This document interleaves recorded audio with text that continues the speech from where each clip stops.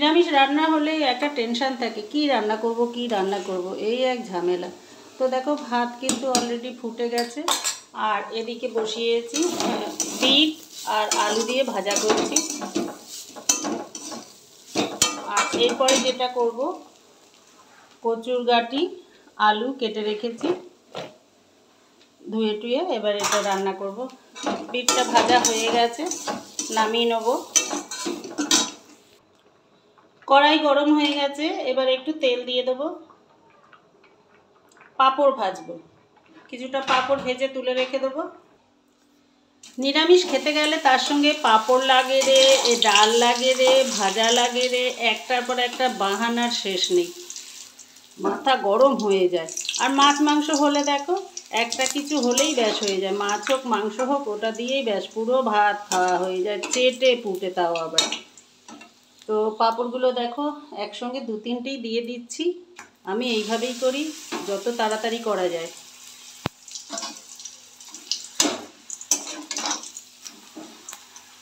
সবগুলোই কিন্তু ভাজা হবে, এই নয় যে ভেতরেরগুলো কাঁচা থাকবে, সেটা না। এইভাবে সরিয়ে সরিয়ে নিয়ে করে নিচ্ছি।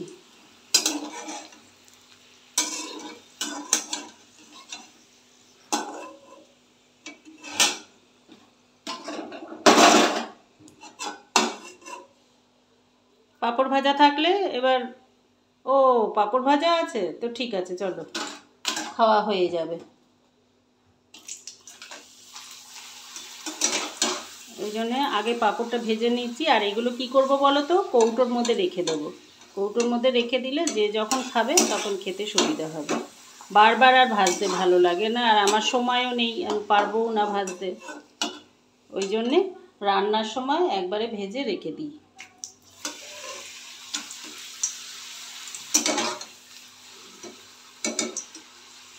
তো আমার পাঁপড় ভাজা হয়ে গেছে।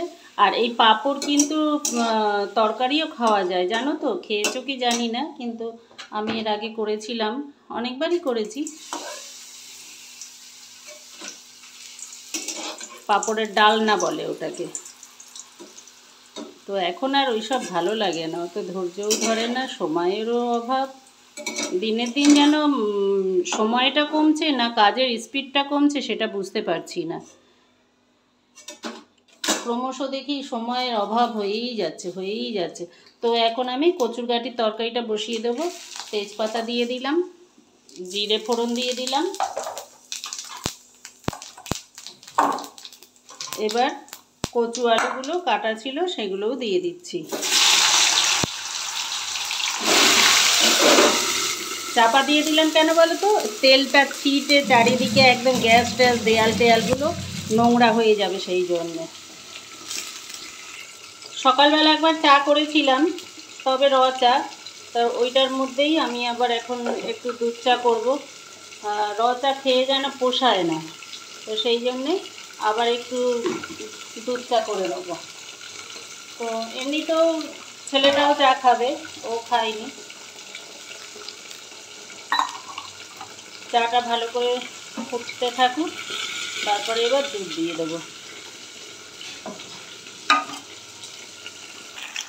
এবার হলুদ দিয়ে দিচ্ছি, নুন দিয়ে দিলাম, একটু চিনি দিয়ে দিচ্ছি। এবার ভালো করে নেড়ে নেব। মাছ মাংস না হলে কচুর গাঁটি যদি এইরকম তরকারি হয় তা সবাই খুব ভালো খায়, কিন্তু কচু খেলে আবার গায়ে ব্যথা হয়, আমি ওই জন্য একটু অ্যাভয়েড করার চেষ্টা করি। কিন্তু কি করব বলো, খেতেই হবে, কিছু করার নেই। জিরে ধনে আদা লঙ্কা সব একসঙ্গে বাটা দিয়ে দিলাম।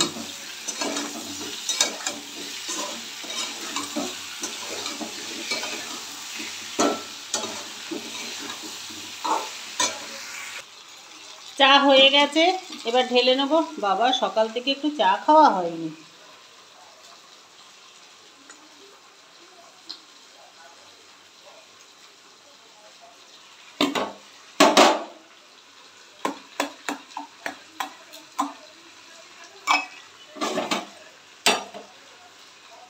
প্রত্যেক দিন একই জিনিস, বলো কি লাইফ আমাদের, সত্যি। তরকারিটা এবার জল দিয়ে দেবো।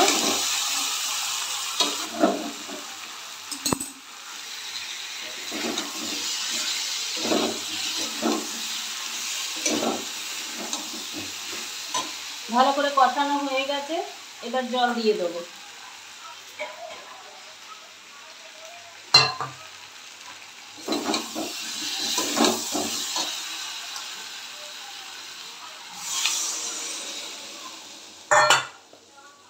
এবার ভালো করে নেড়ে একটু চাপা দিয়ে দেবো।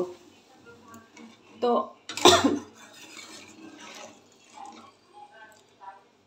পেঁয়াজ রসুন ছাড়া কচুরগাটি আলু তরকারি দেখো, এবার ভালো করে সিদ্ধ হতে থাকুক ততক্ষণ আমি। তো আমার কচু আলু তরকারি রেডি, দেখো হয়ে গেছে। অনেকটাই জল দিয়েছিলাম যে তাড়াতাড়ি যাতে সিদ্ধটা হয় ভালো মতন, তা সিদ্ধও খুব সুন্দর হয়ে গেছে।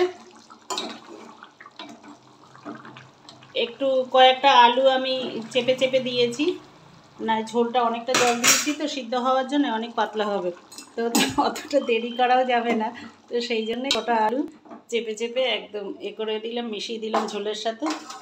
তো এবার দেখো ঢেলে নিলাম। কে ফোন করছে?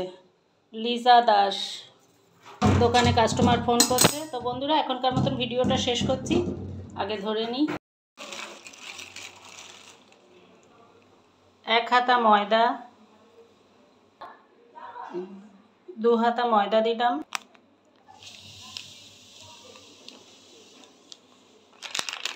সুজি দিলাম 1 হাতা, আর এই 1 হাতা, 2 হাতা সুজি দিলাম। এবার নারকেল কোড়া, এটা জমে গেছে,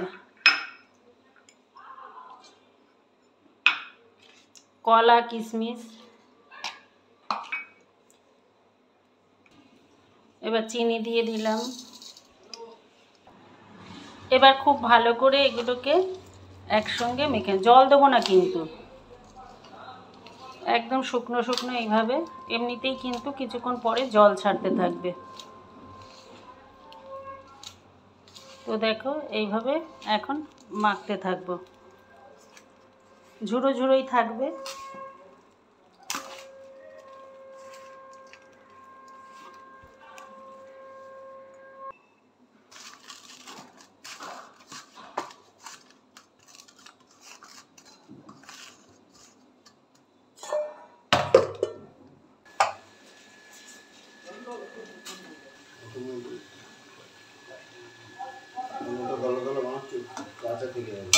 এটা তো বিস্কুটের মতো না,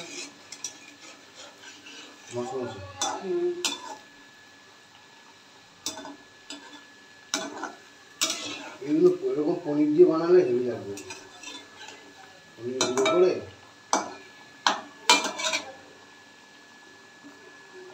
ক্ষীর বানাও না, একদিন দুধ নষ্ট করছে নাকি নষ্ট করছি। ক্ষীর খাই না অনেক, সেই সাজিয়াটা থাকতে খেয়েছিলাম। হ্যাঁ তারপরে কতবার হয়ে গেল।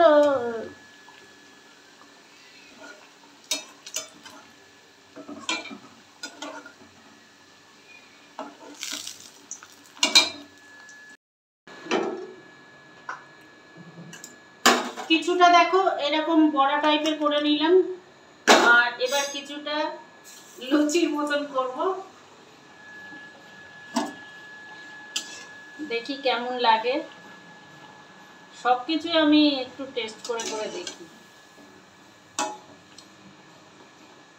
ভাতটা খেতে হবে তো। হ্যাঁ ভাত, এটা হয়ে গেলে ভাত খাবো, এবার খিদে পেয়ে এখন এটা খেলে ভাত খেতে পারবে না। এটা খাবো না, কি তাড়াতাড়ি হয়ে গেল। ঠান্ডা হয়ে গেলেই ভালো লাগে।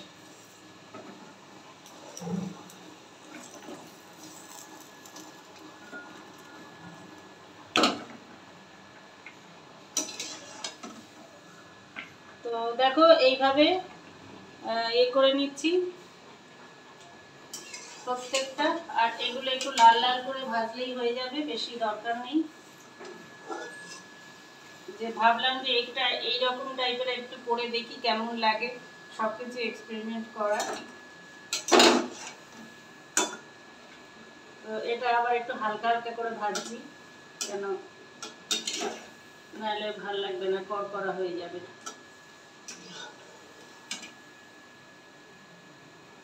না ভাজলে আবার কাঁচা কাঁচা থাকবে। সেরকম তো বন্ধুরা তোমরাও এরকম করে খেয়ে দেখবে কেমন লাগে। তা আমি আজকে করেছি, এবার খাবো। কি কি দিয়ে বানিয়েছো?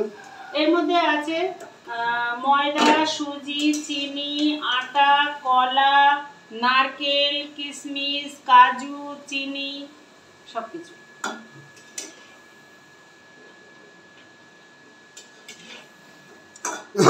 তো দেখো এখন আমাদের কলার পকোড়া, কলা বড়, আর এগুলো ছট পুজোর সময় করি তো খুব ভালো লাগে, খুব মানে সেই জিনিসটা কিন্তু দেখো সব কিছুই দিয়েছি, কিন্তু না দেখতে সেরকম হয়, না কিন্তু খেতে সেরকম হয়। না টেস্ট হয়েছে, আমি খেলাম তো একটা। টেস্ট হয়েছে? তো ওই সময় দেখতে যে দেখলেই যেন একটা ভক্তি আসে, কিন্তু আমার যেন মানে এটা মনের ব্যাপার কি জানি না, তো যতবারই করেছি কিনা তা কিন্তু সেই রকম হয়নি। তো এগুলো লুচির মতন ভেজে নিলাম, দেখো কতগুলো। তো বন্ধুরা এখনকার মতন ভিডিওটা শেষ করছি, আবার দেখা হচ্ছে অন্য কোনো ভিডিওতে। সবাই সুস্থ থাকো, ভালো থাকো, টাটা।